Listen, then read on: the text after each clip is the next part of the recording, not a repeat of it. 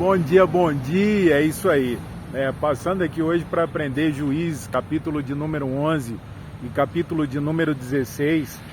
Ontem a gente falava sobre as situações, né? Quando são ruins e ela vem e a gente precisa ter a consciência e entender o que fazer, para não fazer besteira, para não fazer coisa errada.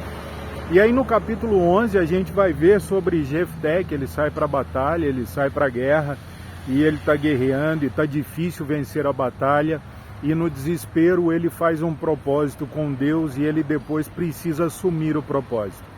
Ele diz para Deus que se Deus desse para ele aquela vitória, quando ele chegasse em casa após aquela vitória, quem saísse ao encontro dele, ele ofereceria ao Senhor em holocausto.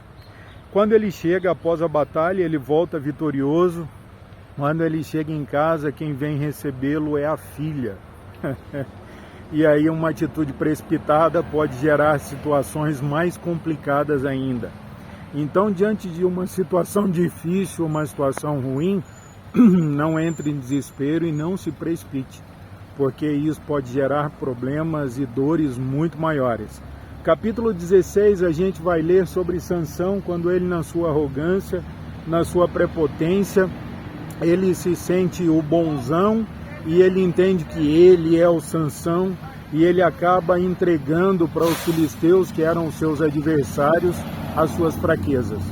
Aqueles homens cegam Sansão, prendem ele e ele tem que trabalhar puxando a roda ali e fazendo o trabalho que seria um dos animais. E aí lá naquele momento, naquela dor, naquele desespero, Sansão pede para Deus uma última oportunidade para que ele pudesse derrotar os filisteus. A Bíblia vai dizer que ele mata mais filisteus naquele dia do que em toda a sua vida, do que em toda a guerra entre eles e os filisteus. Porém, ele precisa perder a vida dele. Então, eu e você precisamos entender que mesmo diante de situações difíceis, complicadas, o que a gente precisa ter é calma, paciência e a gente respirar fundo e entender como resolver aquele problema. E não, no momento de desespero, entender que existe uma saída e sair fazendo coisas precipitadas.